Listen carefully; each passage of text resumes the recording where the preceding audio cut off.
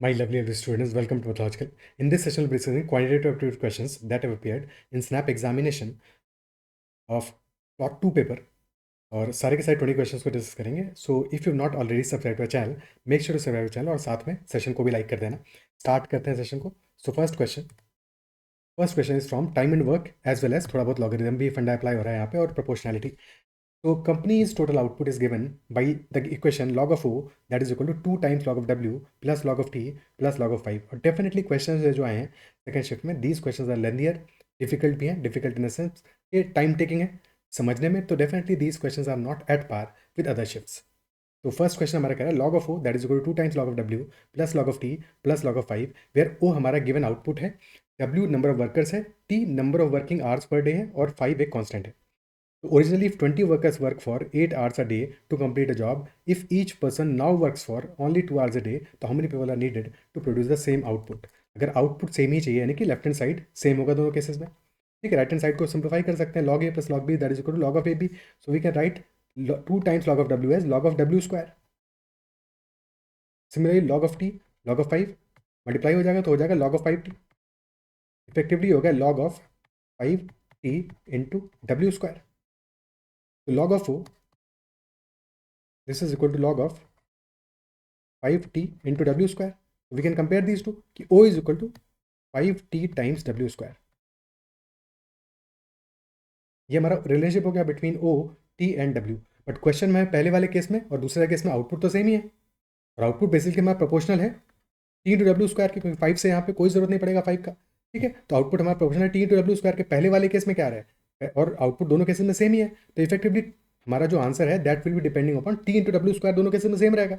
ये 5 तो कॉन्स्टेंट है, ठीक है. पहले वाले केस में वैल्यू क्या आएगा 5 इंटू टी, क्या है हमारा T 8 आवर्स है और W है 20, तो 20 स्क्वायर. और सेकेंड वाले केस में 5 इंटू हमें क्या गिवन है T गिवन है, T इज 2 आवर्स और W पता नहीं है तो W का स्क्वायर. 5 से 5 कैंसिल आउट हो जाएगा, वही बोल रहा था कि O is proportional to T into W square, तो T into W square is constant in both cases. बस इतना ही करना है, ठीक है. सो 2 से यहाँ बचा 4, तो 4 into 20 square that is equal to 1600. W square आ गया हमारा इक्वल टू 1600, तो W will be equal to square root of 1600 यानी कि 40. Number of workers should be equal to 40 in this case. Option B answer हो जाएगा. क्या ये अप्रिशिएट कर पा रहे हो? क्लियर है?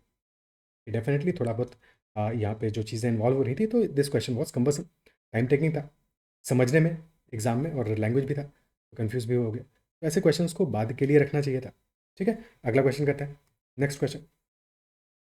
A shopkeeper gives 20% discount and still earns a profit of 25% on an article. If the cost price CP increases by 10%, the shopkeeper still gives 20% discount. So what is the new profit percentage? अब देखो इस question में ये काम हम ये कर सकते हैं कि पहले हमें गिवन क्या है, हमें समहाउ CP और मार्क प्राइस को कनेक्ट करना है आपस में, बिकॉज CP MP पे मार्क प्राइस पे we are getting 20% discount and then that is equal to profit पे 25% का प्रॉफिट हो रहा है, ठीक है. तो यानी कि CP plus profit that is equal to selling price and that is also equal to 80% of mark price. तो इस तरह से हम CP और MP का रेशियो निकाल सकते हैं. बट एक इंपॉर्टेंट बात इस क्वेश्चन में दी है जिसकी वजह से क्वेश्चन शॉर्टन हो जाएगा. क्वेश्चन ये कह रहा है फर्स्ट केस में कि shopkeeper gives 20% discount, first case में भी और सेकंड केस में भी ही इज गिविंग 20% डिस्काउंट, यानी कि इन both cases selling price is same. क्या ये बात अप्रिशिएट कर पा रहे हो? क्योंकि ये ही बात पकड़नी है इस क्वेश्चन में. अगर ये बात पकड़ ली तो फिर ये क्वेश्चन इजीली सॉल्व हो जाएगा, बिकॉज बोथ केसेस में सेलिंग प्राइस हमारा सेम है, क्योंकि मार्क प्राइस में कोई चेंज हम कर नहीं रहे और मार्क प्राइस पे पहले भी 20% डिस्काउंट दिया है, बाद में भी 20% डिस्काउंट दिया है. फर्स्ट केस में क्या हो रहा है कि there is a profit of 25%, यानी कि अगर CP हमारा 100 था, SP was 125, selling price was 125. Second case में हमारा कॉस्ट प्राइस इंक्रीज किया है 10% से, यानी कि अगर CP हमारा पहले 100 था, now CP is 110. Selling price अभी भी सेम ही है, यानी कि प्रॉफिट हमारा 15 का होगा ऑन द बेस ऑफ 110.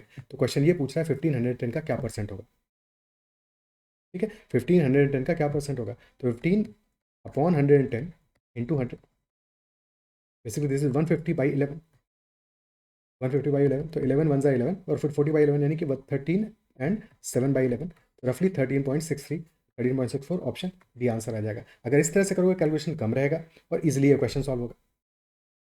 और फिर इतना करने के बाद में जब हम यहाँ पे पहुँच गए कि 110 पे 15 का प्रॉफिट हो रहा है, तो अप्रॉक्सीमेट भी कर सकते थे. कैसे कर सकते थे कि अगर 11 यूनिट्स हमारा 15 के बराबर है, हमें 10 यूनिट्स की वैल्यू निकालनी है, क्योंकि 110 पे 15 हो रहा है, हमें 100 पे वैल्यू निकालनी है. तो 11 यूनिट्स हमारा 15 है, 10 यूनिट्स की वैल्यू क्या होगा, अप्रॉक्सीमेट हमारा 13.67 के आसपास आएगा, ठीक है. और 10 यूनिट की वैल्यू हमें गिवन भी हुई है इनफैक्ट, ठीक है, तो अगर 10 यूनिट हमारा 13.64 है तो 1 यूनिट होगा 1.36, दोनों मिला के हमारा 13.64 प्लस 1.36 ये आ जाएगा 15। तो कैलकुलेशन से बच जाओगे अगर ये छोटी छोटी बातें समझ पा रहे हो, बट डेफिनेटली अदरवाइज ये क्वेश्चन कम्बसम है। ये तो मानना पड़ेगा कि अगर इस क्वेश्चन को वैसे सॉल्व करोगे कि अब सीपी एमपी का रेशियो निकालें, तब भी ऐसा नहीं बहुत मुश्किल हो जाएगा, बट इससे तो ज़्यादा ही टाइम लेगा। तब हम कैसे करते हैं कि फर्स्ट केस में देखते हैं कि शॉपकीपर हमारा 20% डिस्काउंट दे रहा है, 20% यानी कि 1/5 का डिस्काउंट दे रहा है मार्क प्राइस पे, क्योंकि अगर बाद की इन्फॉर्मेशन सेम नहीं होती, सेलिंग प्राइस सेम नहीं होता, तब तो ऐसे ही सॉल्व करना पड़ता हमें। तो अगर 20% का डिस्काउंट दे रहा है तो 1/5 का डिस्काउंट दे रहा है, यानी कि हमारा बचा है 4/5 of mark price, and this is equal to our selling price, and this is also equal to 25% का प्रॉफिट हो रहा है, यानी कि 1/4 का प्रॉफिट हो रहा है कॉस्ट प्राइस पे, यानी कि 5/4 ऑफ सेलिंग प्राइस। तो इन दोनों चीज़ों पर फोकस करो। 4/5 mark price is equal to 5/4 of selling price, यानी कि C/M comes out to equal to 4/5 whole square 16/25। तो अगर कॉस्ट प्राइस हमारा 16 है, मार्क प्राइस हमारा 25 है,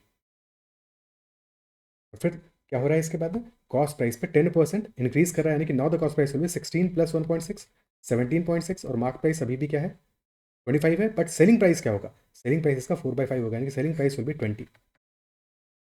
20 सेलिंग प्राइस है, 17.6 कॉस्ट प्राइस है, प्रॉफिट हो रहा है 2.4 का, तो परसेंटेज में निकालना पड़ेगा 2.4 divide by 17.6 multiplied by 100, decimal से डेसिमल गया, और 8 से ये बचा 3, नीचे बचा 22, तो 300/22, और 150/11 सेम प्रोसेस 13.64%।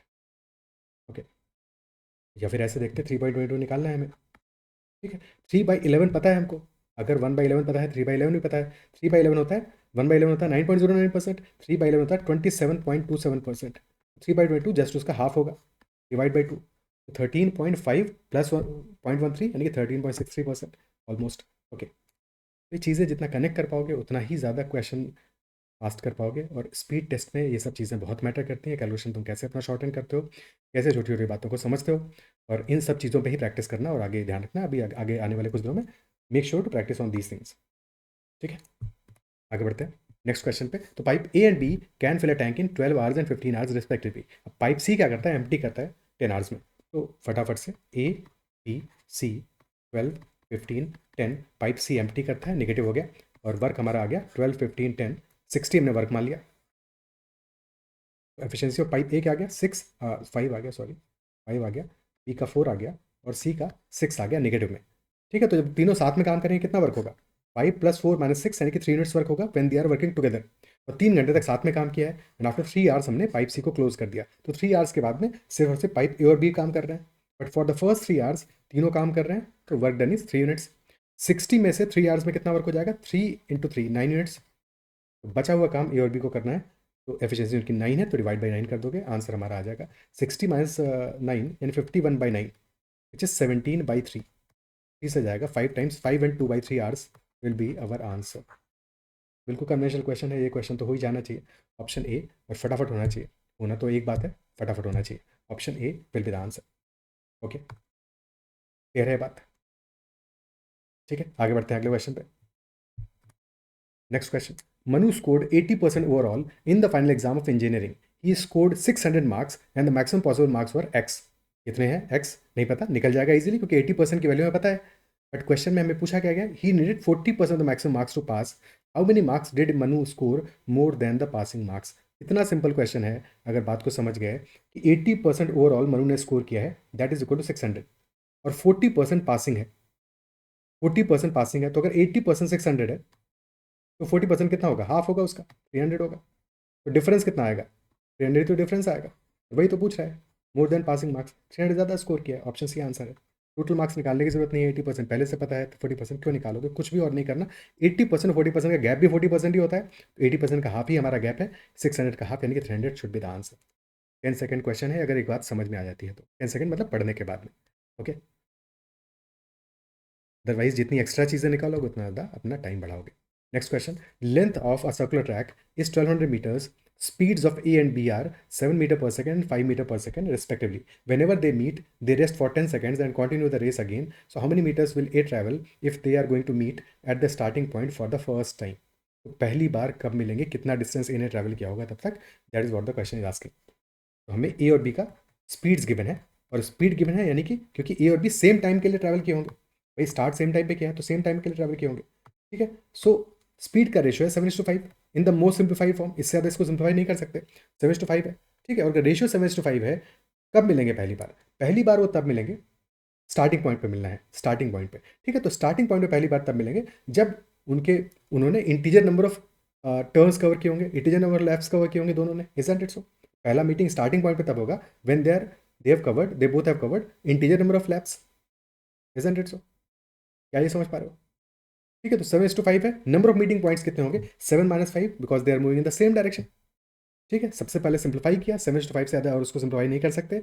अब यहाँ पे नंबर ऑफ मीटिंग पॉइंट्स अगर क्वेश्चन पूछता है तो आंसर होता है हमारा 7 - 5 दैट इज इक्वल टू 2, ठीक है। और सेकंड मीटिंग पॉइंट यानी कि हमारा जो meeting point ultimately starting point पे होगा वो कब होगा? When A has covered 7 lapse और बी ने कवर किए होंगे 5 लैप्स, क्योंकि तब दोनों के इंटीजर नंबर ऑफ लैप्स हैं और डेफिनेटली यहीं पे ही वो पहली बार मीटिंग होगा उनका। और ए ने अगर 7 लैप्स कवर किए हैं और एक लैप का लेंथ है 1200, तो 7 × 1200 यानी कि 8400 metres must be the distance covered by A. तो our answer will be 8400 metres, option D, ठीक है। फर्स्ट मीटिंग पूछता, क्योंकि फर्स्ट मीटिंग हमारा डिफरेंट पॉइंट पे होता, डायमेट्रिकली अपोजिट पॉइंट पे होता। फर्स्ट मीटिंग तब होता जबकि इनके बीच का जो गैप है that would have been exactly equal to 1 lap, क्योंकि अभी गैप कितना है? अभी गैप है 2 लैप्स का, यानी कि एक बार पहले मीटिंग हो चुका है इनका।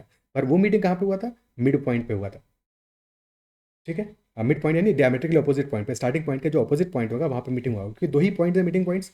तो एक तो हमारा स्टार्टिंग पॉइंट हो गया and second point will be diametrically opposite to that point. तो फर्स्ट मीटिंग हुआ होगा जबकि हम 7/2 5/2, यानी कि ए ने ट्रैवल किया होगा 7/2 लैप्स और बी ने किया होगा 5/2 laps, that have been at the meeting point, sorry at the diametrically opposite point. But हमसे क्वेश्चन ने पूछा है कि पहली बार स्टार्टिंग पॉइंट जब मिलेंगे तब डिस्टेंस कितना कवर होगा, तो दैट आंसर विल बी 8400। अगर उस पॉइंट पे पहली मीटिंग के लिए बात करता है तो 4200 मीटर्स डिस्टेंस होता है ये का। नेक्स्ट क्वेश्चन करते हैं। Laddoo from a shop has a radius of 3.5 centimetre, again a very calculative question, और डेफिनेटली फंसाने वाला। ऑप्शंस भी इतने पास पास हैं कि ऑप्शंस में भी तुम थोड़ा भी अंदाजा लगाओगे तो गड़बड़ हो जाएगा। If 10 such laddoos are packed in a cubical box, so what is the approximate total volume of 10 laddoos? अब लड्डू क्या है? लड्डू एक स्फेयर है, स्फेयर है, और स्फेयर का वॉल्यूम होता है 4/3 पाई आर क्यूब। तो यहाँ पे हमें 10 लड्डूज का टोटल वॉल्यूम निकालना है, तो 10 इंटू 4/3 इंटू पाई यानी 22/7 इंटू आर क्यूब। अब आर हमारा क्या है? 3.5 सेंटीमीटर यानी 7/2 है, 7/2 लिखोगे इसको, तो 7/2 होल क्यूब है। अब जितना सिंप्लीफाई कर पाओ करो, 7 से 7 कैंसिल होगा, इस 4 से यहाँ पे 2 कैंसिल हो जाएगा, ठीक है। तो 7 × 7 इज़ 49 और 22 49/22/3। तो दिस इज बेसिकली, अच्छा एक और 2 क्रॉस हो रहा है यहाँ पे ना, हाँ, तो 49 × 11 × 10/3, दिस इज 490 539 5390 अपॉन 3, रफली आ रहा है 5400/3, यानी कि 1800 आ रहा है, बट उससे थोड़ा सा कम आ रहा है, स्लाइटली कम आ रहा है, 1800 से 10/3 कम आ रहा है, एग्जैक्टली है 1800 - 10/3, क्योंकि 5400 - 10 आ रहा है, ठीक है। तो 1800 - 10/3 ऑप्शन हमारा ऑप्शन बी आंसर आएगा, 1796 सेंटीमीटर क्यूब। तो अगर प्रॉपर तरीके से लिखा तुमने 7/2 7/2 लिखा, चीज़ों को आसान रखा, तो उतना मुश्किल नहीं है, बट अदरवाइज कैलकुलेशन तुम्हें देगा, ठीक है। और बाकी हमने जब सेशन किया था ज्योमेट्री मेंसुरेशन का, तो वहाँ पे एक चीज़ और देखी थी कि अगर हमें कभी भी r = 7 मैंशन है, तो फॉर r = 7 अवर पेरीमीटर, इस क्वेश्चन में तो काम नहीं आएगा बट आगे नेक्स्ट क्वेश्चन में काम आ सकता है, कि पेरीमीटर = 44 एंड एरिया = 154।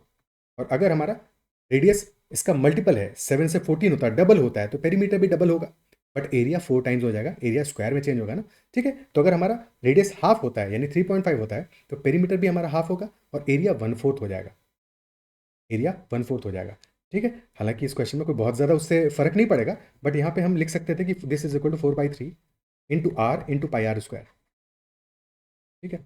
और कोई बहुत ज़्यादा डिफरेंस तो आएगा नहीं उससे, देख लेते हैं। 4/3 इंटू आर हमारा है 7/2 और इंटू पाई आर स्क्वायर हमने निकाल दिया कि 154/4 होगा,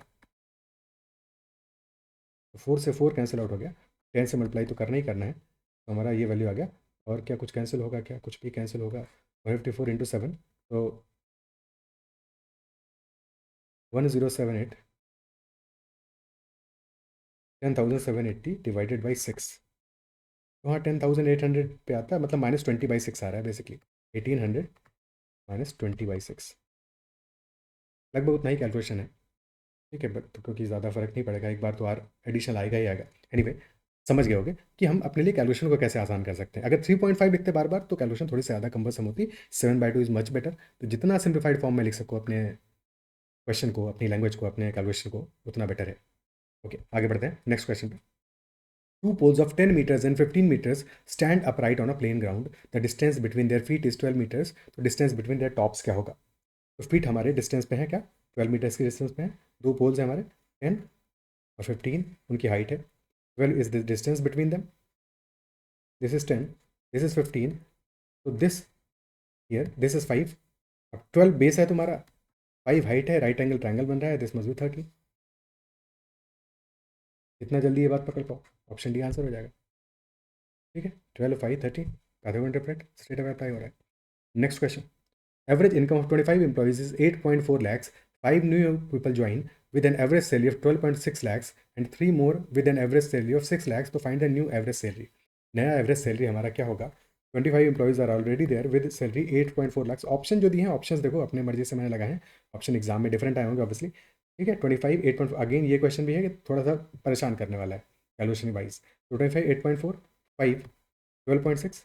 कंसिडरिंग कि स्नैप में इस तरह के क्वेश्चंस, मतलब ऐसे कैलकुलेशन अननेसेसरली। तो अब हमें एवरेज निकालना है इन सबका। ठीक है, तो एक तरीका तो हो गया कि सबको सीधे सीधे मल्टीप्लाई करो। 25 इंटू 8.4 क्या होगा? बेसिकली 25 हो गया हमारा 100/4, 840/4, 210 आ जाएगा। ठीक है, 25 से जब भी मल्टीप्लाई करो तो इंस्टेड ऑफ मल्टीप्लाइंग बाई 25 100/4 से मल्टीप्लाई करो। 100 से मल्टीप्लाई किया और 4 से डिवाइड कर दिया। तो ठीक है, 840/4 हमारा 210 आ गया। सिमिलरली यहाँ पे 5 से मल्टीप्लाई करना है तो 10/2, तो 126/2 63 आ गया, और ये तो 18 है। और दिस डिवाइडेड बाई 25 + 5 + 3 33 आ गया। 210 + 63 + 18 ये आ गया हमारा 291/33। अभी ये 3 से और सिंप्लीफाई होगा तो ये वैल्यू आ जाएगा हमारा 97/।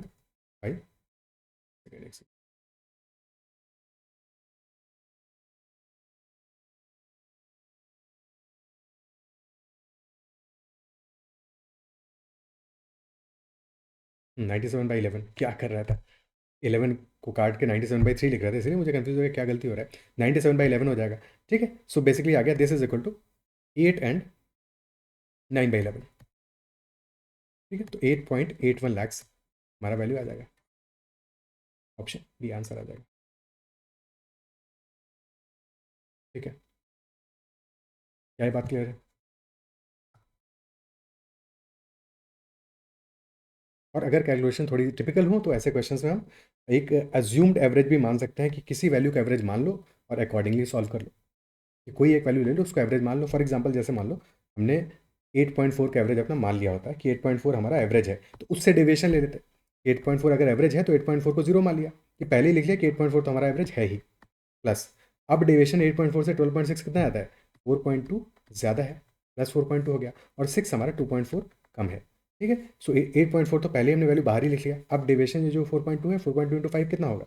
21 होगा। तो प्लस का 21 आया, और 2.4 इंटू 3 होगा 7.2, माइनस का 7.2 आएगा। तो नेट हमारा 21 माइनस 7.2 और डिवाइडेड बाई बाकी वैल्यू सेम ही रहेगा, 25 + 5 + 5 33। हमारा एवरेज हो जाएगा 8.4 प्लस 21 माइनस 7.2 यानी 13.8/33। ठीक है, अब रफली 33 से ये कितना है? 0.4 के आसपास वैल्यू आ रहा है, यानी कि ऑप्शन बी हमारा आंसर हो जाएगा। ठीक है, एग्जैक्ट कैलकुलेट करने की जरूरत नहीं है। ऑप्शंस डिफरेंट होंगे बट डेफिनेटली बहुत क्लोज नहीं रहेंगे। तो 8.8 समथिंग आंसर आ रहा है, यहाँ से दिख रहा है, तो बस वही हमारा सफिशिएंटली आंसर हो जाएगा। अगला क्वेश्चन करते हैं। The production of silk saris increases every year in a geometric progression. अगर प्रोडक्शन थर्ड ईयर में 1440 है, सिक्स ईयर में 4860 है, प्रोडक्शन फर्स्ट ईयर में क्या रहा होगा? फर्स्ट ईयर का प्रोडक्शन क्या रहा होगा? क्योंकि जीपी में है, तो अगर फर्स्ट ईयर का प्रोडक्शन ईयर 1 का प्रोडक्शन ए होगा तो ईयर 3 का क्या हो जाएगा? A × R²। और ईयर 6 का क्या हो जाएगा? A × R⁵ भाई टी एन क्या होता है? जनरल टर्म हमारा ज्योमेट्रिक प्रोग्रेशन का, A × R⁴ ठीक है, अब A r² और A r⁵ की वैल्यू दी है, रेशियो निकाल के आर की वैल्यू फाइंड आउट कर लोगे। तो A r⁵ अपॉन AR² क्या आएगा? A r⁵ है हमारा 4860 और AR² है 1440। जीरो से काटा जीरो को, और 486 हमारा 243 × 2 है। ठीक है, 2 से भी कट रहा है, उसके बाद में फिर ये 9 से भी जाएगा। 2 से कट के यहाँ बचा 243, यहाँ बचा 72, और फिर 9 से जाके नीचे बचा 8, और ऊपर बचेगा हमारा 27। तो 27/8 हो गया, और यहाँ पे हमारा ए से ए कैंसिल होगा, R5/R², R³ बचेगा। तो आर क्यूब इज इक्वल 27/8, 27 हो गया 3 का क्यूब, 8 हो गया 2 का क्यूब, यानी कि आर इज इक्वल 3/2। आर हमारा आ गया 3/2। ठीक है, तो ए आर स्क्वायर की वैल्यू गिवन है, यानी कि ए इंटू आर स्क्वायर यानी 9/4। This is equal to 1440। 9 से गया, यहाँ पे बचा 160, तो A is equal to 160 into 4, 640। A is equal to 640। Okay, कह रहे बात। आगे बढ़ते हैं, अगला क्वेश्चन लेते हैं।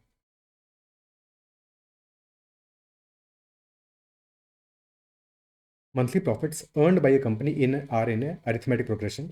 Profit in the fourth month is rupees 70,000 and total profit earned in 10 months is rupees 850,000, 8,50,000.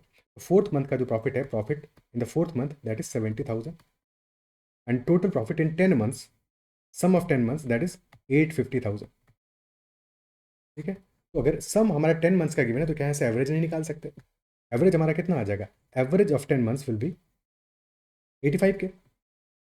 और क्योंकि 10 मंथ्स का एवरेज है भाई, 1 2 3 4 5 फर्स्ट 10 मंथ्स का एवरेज है, और क्योंकि एपी में है सारी की सारी वैल्यूज, तो एवरेज कौन सी वैल्यू देगा? 1 + 10/2, term number 1 plus term number 10/2। ठीक है, पहला टर्म और 10वां टर्म दोनों को ऐड करके डिवाइडेड बाई 2, यानी कि टर्म नंबर 5.5। तो फिफ्थ और सिक्स के जस्ट, यानी कि प्रॉफिट फिफ्थ मंथ का, प्रॉफिट सिक्स मंथ का, उनके बीच का उनका एवरेज वैल्यू देगा ये। कितना हो गया एवरेज? 85 के। ठीक है, और क्योंकि सारी वैल्यूज एपी में है तो 70 के प्लस डी होगा हमारा टर्म नंबर 5, और प्लस 2D होगा टर्म नंबर 6। तो 85 के हमारा क्या हो जाएगा? This will B 70,000 plus 1.5 times common difference. ये आ जाएगा हमारा 85 के। तो यहाँ से डी हमारा आ जाएगा 10 के, यानी 10,000 हमारा कॉमन डिफरेंस है। और हमें प्रॉफिट फोर्थ मंथ का पता है, पहले मंथ का क्या होगा? 3D सब्ट्रैक्ट कर दोगे, क्योंकि फोर्थ मंथ का प्रॉफिट क्या आएगा? First term plus 3D।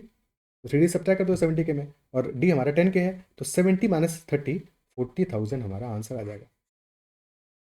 40,000 हमारा आंसर आ जाएगा। अगर ये बात ऐसे समझ पाओ तो बेस्ट है। अगर तुमने एपीजीपी में ये सब चीज़ें किया हुआ है, कवरअप किया है अच्छे से, तो फिर ये क्वेश्चन हो जाएगा इजीली। अदरवाइज क्या करोगे? अदरवाइज इक्वेशन बनाओगे, इस सम के लिए इक्वेशन बनाओगे और फोर्थ टर्म के लिए इक्वेशन बनाओगे। कि मान लिया कि पहले मंथ का हमारा प्रॉफिट ए है, तो फोर्थ मंथ का इक्वेशन क्या बनेगा? फोर्थ मंथ फोर्थ टर्म हो गया, यानी कि ए प्लस 3D, ये आ गया हमारा 70,000। और 10 मंथ्स का सम क्या होगा? 10 मंथ्स का सम हमारा हो जाएगा 10/2 इंटू 2A प्लस 9D बराबर आ गया 850 के। ठीक है, जीरो से गया जीरो, और फिर 2 उधर जाके 170 हो जाएगा, तो 2A plus 9D this is equal to 170 K. 2A plus 9D 170 है, इसको मल्टीप्लाई बाई 2 कर दो, उससे ए कैंसिल होगा, हमें ए ही तो निकालना है, तो इंटू 3 कर दो इसको। ठीक है, तो 3A प्लस 9D बराबर 210 आ जाएगा। 210 के डिफरेंस ले लो, ए हमारा इक्वल टू 40 के आ जाएगा। ऐसे भी कर सकते हो, ऑप्शन सी आंसर हो जाएगा। क्लियर है? Next question. Table shows the production of three types of cars by a company for the given years from 2018 to 2021, for which car type the percentage increase in the production was maximum. Percentage increase production में किस car type के लिए maximum होगा 2018 से 2021 तक? तो 2018 में ए का प्रोडक्शन है 40, 21 में 70, तो 30 का इंक्रीज आ रहा है, यानी कि 30/40। बी का प्रोडक्शन 60 से 90 हो रहा है, यानी कि इंक्रीज तो सेम ही है, 30/60, बेस डिफरेंट है। और सी का हो रहा है 50 से 80, यानी कि अगेन इंक्रीज इसके लिए भी सेम है, बेस है 50, तो बेस जिसका सबसे छोटा होगा उसके लिए परसेंटेज इंक्रीज मैक्सिमम होगा, यानी कि maximum will be for production for car type A. Option B answer आ जाएगा। यही सेम, इसी सेम डीआई पे बेस्ड क्वेश्चन आया था फर्स्ट स्नैप टेस्ट 1 पे सेकेंड शिफ्ट में, और आज आया है, तो पॉसिबल है कि थर्ड में भी सेकेंड शिफ्ट में इसी पे बेस्ड कोई एक क्वेश्चन दे दें वो। ठीक है, चलो आगे बढ़ते हैं। बहरहाल सिंपल वैल्यूज़ हैं, इसमें कोई ऐसा कॉम्प्लेक्सिटी नहीं है, इजी क्वेश्चन है। Next one, in a shop there are 8 different types of sabzis, 3 types of chapatis and 2 varieties of rice. The shopkeeper wants to create mini thalis with 3 sabzis, 2 chapatis and 1 type of rice. So in how many ways this can be done? बहुत ही simple question, बिल्कुल conventional question है, simple straight forward question है PNC का। और क्या इसमें answer होगा? 8 में से 3 सब्जीज को चूज करना है, तो 8C3 ways will be there. Then 3 में से 2 chapatis को चूज करना है, 3C2, and 1 out of 2 types of rice, 8C3 into 3C2 into 2C1। 8C3 will be 8 into 5 into 6 by 6, यानी कि 8 into 7 into 6 यानी 56 आ जाएगा, into 3 into 2, 56 into 6 is 336. So 336 will be total number of ways a mini thali can be made. क्या ये clear है? Okay. Next question. In a group of 80 persons, 45 speak Hindi, 50 speak English, every person speaks at least one language. So how many persons speak only English? Okay. So Venn diagram का simple सा question कि there is एक set बनाया हमने हिंदी का. Hindi speaking persons are 45 and English का set, English speaking persons are 50. And then every person speaks at least one language. Total 80 person है, हर एक पर्सन या तो हिंदी या इंग्लिश में से कोई ना कोई एक लैंग्वेज तो जरूर बोलता है. यानी कि टोटल हमारा जो हिंदी यूनियन इंग्लिश होगा दिस विल बी 80. इसके बाहर तो कुछ नहीं होगा. ठीक है. और अगर इसके बाहर कुछ भी नहीं होगा तब तो वैसे तो सिंपली देख सकते हो कि इंग्लिश के सेट में there are 50 person. In this set there are 50 person और टोटल 80 है. यानी कि इसके बाहर जो बचा हुआ हिंदी का पोर्शन है, ओनली हिंदी वाला पोर्शन है, इसमें कितना नंबर आएगा तुम्हारा? इसमें कितना नंबर आएगा? इसमें नंबर विल बी 30. और हमें एक्चुअल में ओनली इंग्लिश निकालना था. तो यही सेम चीज़ हिंदी के लिए करते हैं कि हिंदी वाले पोर्शन है वी हैव 45 पीपल. ठीक है. 45 है इनसाइड हिंदी, हिंदी वाला सेट. टोटल 80 है. तो बचा हुआ जो पोर्शन है हमारा यहाँ पे कितने होंगे? 80 माइनस 45 यानी कि 35 होंगे. 35 होंगे. ऑप्शन बी आंसर आ जाएगा स्ट्रेट अवे. ठीक है. वरना लंबे रास्ते से जाना हो, इसी काम को लंबे रास्ते से करना हो तो ऐसे करोगे कि पहले तुम्हें 45 और 50 को ऐड किया, 45 प्लस 50 किया. अब इसमें डबल काउंट हुआ है ये वाला पोर्शन. ठीक है. तो सब्ट्रैक्ट करोगे 80, टोटल पर्सन्स को सब्ट्रैक्ट करोगे तो यहाँ से 15 मिलेगा वैल्यू, जो कि होगा इस डबल काउंटेड पोर्शन का वैल्यू 15. फिर 50 में से 15 सब्ट्रैक्ट करके 35 निकालोगे. तो वो थोड़ा सा लंबा, 5-10 सेकंड तुम्हारे ज़्यादा लगेंगे. बात वैसे दोनों में कोई खास फर्क नहीं पड़ेगा, बट डायरेक्टली समझ में आया तो बेस्ट है. ओके. नेक्स्ट क्वेश्चन करते हैं. Three partners A, B, and C started a business in a partnership and decided to share the profits in the ratio 4:5:7 respectively. After a year, A का share increase हुआ है 25% से, B का share decrease किया है 20% से, और C का शेयर इज कांस्टेंट. तो is the total profit at the end of this year is ₹96,000. तो B का शेयर ऑफ द प्रॉफिट क्या होगा? इनिशियली फर्स्ट ईयर में A, B एंड C का जो प्रॉफिट का शेयर था वही उनका कैपिटल का शेयर होगा 4:5:7. सेकेंड ईयर में ए ने इंक्रीज किया अपना शेयर बाई 25%, यानी 25% यानी 1/4 से इंक्रीज किया तो 4 से. Now the share of A will be 5 units. B का शेयर हैज डिक्रीज बाई 20% यानी 1/5 से डिक्रीज किया तो 5 से डिक्रीज होकर हो जाएगा 4. और सी का रहेगा सेम 5, 4, 7. यानी कि the profits will be distributed in this same ratio 5:4:7. Total कितना आएगा? 5 + 4 + 7 टोटल इज 16 यूनिट्स. अगर 16 यूनिट्स टोटल प्रॉफिट होगा तो बी को मिलेगा कितना? 4 यूनिट्स. और 16 यूनिट्स की वैल्यू कितनी है? 96,000. तो 4 यूनिट्स का 1/4 होगा यानी 24,000. And hence answer will be 24,000. Option ये आंसर हो जाएगा. यही बात क्लियर है. Okay. Next question. If n is equal to 17 to the power 2023 plus 28 to the power 2024 minus 19 to the power 2025, तो यूनिट डिजिट ऑफ n क्या होगा? 17 to the power unit digit हमें निकालनी है, तो सिर्फ हमारा फोकस क्या होगा? जो बेस वैल्यूज हैं उनका सिर्फ यूनिट डिजिट हमें चाहिए. और जो पावर्स है हमारा, क्योंकि पावर से हमें क्या देखते हैं, 4 से डिवाइड करने में क्या रिमाइंडर बचेगा? यानी पावर के लास्ट 2 डिजिट्स चाहिए. यानी कि 7 टू द यूनिट डिजिट्स यही सेम होगा n में, जो कि 7 to the power 23 plus 8 to the power 24 minus 9 to the power 25 में होगा. और 7 to the power 23 is basically same होगा यूनिट डिजिट, जो कि 7 क्यूब में होगा. और यहाँ पे 8 टू द पावर 4 और minus 9 to the power 1. 7 cube will be 343. 3 आ गया. 8 to the power 4, 8 to the power 4 में क्या आएगा? 16, 6 आएगा. और माइनस 9, 3 + 6 -9 है, करेक्ट होगा. तो 9 - 9 यानी कि 0 आ जाएगा एंड में. Answer will be 0. Option C answer हो जाएगा. नेक्स्ट क्वेश्चन करते हैं. You have two numbers. HCF of the numbers is the smallest 2-digit multiple of 8. Their LCM is the largest 3-digit multiple of 16. That is also divisible by 3. If one of the numbers is product of 2 or 3 and their HCF, तो find the other number. अच्छा, इस question में मुझे बताना कि options क्या exactly यही थे या ऑप्शंस में 80 गिवन था. दो चीज़ें हैं, क्या ऑप्शंस में 80 गिवन था या फिर ऑप्शन में नवदीज मेंशन था. कमेंट में बात जरूर मेंशन करना, क्योंकि उस पर इस क्वेश्चन का आंसर हमारा डिपेंड करता है. बिकॉज फंडामेंटली अगर 80 मेंशन नहीं था या नवदीज मेंशन नहीं था तो इस क्वेश्चन फंडामेंटली फ्लॉड. अदरवाइज भी लैंग्वेज में प्रॉब्लम है, ठीक है, बट अगर मेंशन नहीं था तो this question fundamentally flawed. But फिर भी जिसने भी 160 मार्क किया होगा उसको मार्क्स मिल जाएंगे. अगर 80 और नवदीज मेंशन नहीं था तो 160 मार्क करने पे आंसर मिल जाएंगे. ठीक है, हालांकि ये क्वेश्चन गलत है। क्वेश्चन गलत क्यों है वो भी समझेंगे, बट द पॉइंट इज कि ये क्वेश्चन अगर इसी लैंग्वेज में था, यही ऑप्शंस थे, तब इस क्वेश्चन में हमें कुछ भी नहीं करना था। क्वेश्चन ये कह रहा है दो नंबर्स हैं, HCF of the numbers is smallest 2 digit multiple of 8। 8 का स्मॉलेस्ट 2 डिजिट मल्टीपल क्या होता है? 16 होता है। 16 होता है, ठीक है। तो 16 अगर हमारा HCF है तो जो भी नंबर होगा, numbers will be multiple of 80, multiple of 16। 16 का मल्टीपल हो गया नंबर्स हमारे, और एक ही ऑप्शन हमारा 16 का मल्टीपल है, विच इज ऑप्शन डी। यही हमारा आंसर हो जाएगा। फिर इस क्वेश्चन में कुछ भी और नहीं किया होता, भले ही इस क्वेश्चन का लैंग्वेज फ्लॉड है, बट द पॉइंट इज कि फिर इसके बाद हम इस क्वेश्चन को रोक देते अगर नॉट दिस मेंशन नहीं था, अगर 80 मेंशन नहीं था। ठीक है, क्योंकि एक्चुअल आंसर शुड बी, क्यों प्रॉब्लम है अभी देखते हैं। तो एलसीएम हमारा जो है, अब एलसीएम की बात कर लेते हैं, क्वेश्चन तो खत्म हो गया अगर यही ऑप्शन थे। LCM is the largest three digit number, three digit multiple of 16 that is also divisible by 3। यानी कि हमारा जो एलसीएम होगा वो 16 से भी डिविजिबल होगा और 3 से भी डिविजिबल होगा, यानी 48 से डिविजिबल होगा, और साथ में लार्जेस्ट थ्री डिजिट नंबर भी होगा। 48 का मल्टीपल लार्जेस्ट रीजन नंबर क्या होगा? 48 अगर इंटू 20 करें तो दैट विल बी 960। अब 960 में फिर से 48 ऐड करोगे 1008 हो जाएगा। तो 960 is the largest three digit multiple of 48, यानी कि यही हमारा this will be LCM. HCF आ गया 16 और एलसीएम आ गया हमारा 960। ओके, तो अगर नंबर्स हमारे ए और बी हैं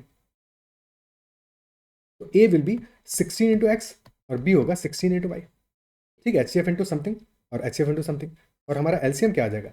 एलसीएम होगा 16 इंटू एक्स वाई, और एक्स और वाई ये आपस में को प्राइम होंगे। HCF of x comma y will be equal to 1, यही तो होना चाहिए। ठीक है, तो हमारा 16x और 16y, अगर ए और बी आ रहा है 16 इंटू एक्स वाई इज 960, तो यहाँ से x इंटू वाई आ जा रहा है 60, और x और y हमें चाहिए को प्राइम। 60 होता है 2 इंटू 5, सॉरी 4 इंटू 5 इंटू 3। ठीक है, ये तो हुआ। तो x और y आपस में हमें को प्राइम चाहिए, तो क्या क्या पॉसिबल केसेस बन सकते हैं? नंबर्स कैन बी 1, या तो x हमारा 1 हो, y 60 हो जाए। ठीक है, या फिर x 4 हो जाए, y 15 हो जाए, क्योंकि कॉमन फैक्टर नहीं होना चाहिए। तो ऐसा नहीं हो सकता कि x हमारा 2 हो जाए और y 30 हो जाए, बिकॉज वहाँ पे फिर 2 कॉमन फैक्टर आ जाएगा, हमारा HCF 16 नहीं रहेगा। ठीक है, तो ये पॉसिबल केस हो सकता है। और क्या पॉसिबल केस हो सकता है हमारा? या तो 12 हो जाए और 5 हो जाए। ठीक है, तो इनमें से किसी भी केस में 160 हमारा एक नंबर नहीं हो सकता है, दैट इज नॉट पॉसिबल। जो ये क्वेश्चन मान रहा है, क्योंकि इस क्वेश्चन के अकॉर्डिंग अगर हमारा नंबर 160 हो जाता है, क्योंकि अगर दो नंबर्स हमारे ए एंड बी हैं, तो डेफिनेटली क्वेश्चन ये कह रहा है कि मल्टीपल जो हमारा है, एक नंबर जो है that is the product of 2 3 and their HCF, यानी कि वन नंबर शुड बी 96। ठीक है, तो 96 इंटू अदर नंबर अगर n है तो this must be equal to HCF into LCM. यहाँ से n की वैल्यू आ जाएगी कि 96 into n is equal to HCF which is 16, LCM which is 960, यानी कि 96 से कैंसिल हुआ, यहाँ बचा 10, तो n आ गया इक्वल टू 160। बट इसमें प्रॉब्लम क्या है? प्रॉब्लम ये है कि अगर एक नंबर हमारा 160 है, एक 96 है, तो HCF फिर हमारा 32 होगा और 16 नहीं होगा। तो ये इस क्वेश्चन के साथ फंडामेंटल प्रॉब्लम है। बट अगर तुमने 160 मार्क किया होगा और अगर 80 और नॉन ऑफ दीज ऑप्शन नहीं गिवन था, तो 160 को करेक्ट आंसर ट्रीट किया जाएगा, बिकॉज एनीवे मैं कभी भी क्वेश्चंस पब्लिक तो करता नहीं है, तो फिर उन्होंने 160 ही आंसर अपने एंड पे एज्यूम किया होगा फॉर दिस क्वेश्चन। अनलेस कोई लैंग्वेज में फ़र्क था तो भी कमेंट में मेंशन करना कि लैंग्वेज में कोई डिफरेंस था तो, बट ऐसा लगता नहीं है कि लैंग्वेज में डिफरेंस बहुत ज़्यादा रहा होगा। ठीक है, आगे बढ़ते हैं। अच्छा, this was the last question. इसके बाद के जो क्वेश्चन उनका लैंग्वेज मुझे क्लियर नहीं है, लैंग्वेज मिला नहीं है, तो इसलिए उनके आंसर्स तो क्लियर हैं एज पर फीडबैक कि बोर्ड्स एंड स्ट्रीम क्वेश्चन आया था जिसमें कि आंसर भी 3 hours 45 minutes। फिर एक ट्रिग्नोमेट्री का क्वेश्चन आया था on value of cosine cos theta, answer for that question भी 3/5। और फिर टेलर पे कोई क्वेश्चन था, that was for that answer was 476। और फिर कोऑर्डिनेट ज्योमेट्री में there was a question the answer 4x + 3y = 65। These were all the 20 questions जिनके, और जिनमें से 16 क्वेश्चन हमने डिटेल में डिस्कस किए। और इन 4 क्वेश्चंस का क्योंकि एग्जैक्ट मेरे पास लैंग्वेज नहीं है, तो इनको ऐसे ही रखते हैं। और कमेंट में अगर मेंशन करना कि तुम्हें अगर एक्जैक्टली लैंग्वेज पता हो इन क्वेश्चंस का भी कि क्या क्वेश्चन में पूछा था, तो एक बार कमेंट में जरूर बताना। और अगर सेशन पसंद आया तो make sure hit the like button as well as give feedback in the comment section. ठीक है, सो इस तरह से हमने सारे के सारे क्वेश्चन देख लिए। और ये इस क्वेश्चन में देखा कि यहाँ पे क्या फंसाने वाली बात थी, और पीछे भी कुछ क्वेश्चन में देखा कि कैसे हम अपनी कैलकुलेशन को बेसिकली सिंपल कर सकते थे कुछ कुछ जगहों पे। ठीक है, तो उन सब चीज़ों को प्रैक्टिस करना है आगे। अगर तुम्हारा नेक्स्ट शिफ्ट में एग्जाम है तो उनको प्रैक्टिस करना है। अगर आगे कोई और एग्जाम दे रहे हो तो वहाँ पे भी इन सब चीज़ों को ध्यान रखना है कि कैसे हम अपनी कैलकुलेशन को शॉर्टन कर सकें, ईजी कर सकें, सिंप्लीफाई कर सकें, सो दैट हम एग्जाम में क्वेश्चन को फास्ट सॉल्व कर सकें। ठीक है, तो अपने अप्रोच को ध्यान में रखना है, क्वेश्चन की लैंग्वेज को ध्यान से समझना है और पकड़ना है। जैसे हमने पीछे एक जो क्वेश्चन नहीं किया था कि यहाँ पे ऑलरेडी हमें पता था कि दोनों केसेस में कौन सा था, एक तो ये यहाँ पे तो देख लिया, कौन सा था, हाँ, ये वाला क्वेश्चन कि 20% डिस्काउंट दोनों केसेस में आ रहा है, यानी कि हमारा अल्टीमेटली सेलिंग प्राइस सेम है। तो ये चीज़ें जब हिट करेंगी तो तुम कम टाइम में क्वेश्चन को सॉल्व कर पाओगे, और अगर ये चीज़ नहीं हिट करेगी तो थोड़ा सा टाइम ज़्यादा लगेगा। और इन द एंड यही छोटी छोटी बातें हैं, ये मैटर करती हैं, ये हमारा 1-2 क्वेश्चन का तो डिफरेंस ला ही देती हैं कम से कम। ठीक है, चलो इतना ही रखते हैं सेशन में। Bye bye, take care, keep learning and best of luck.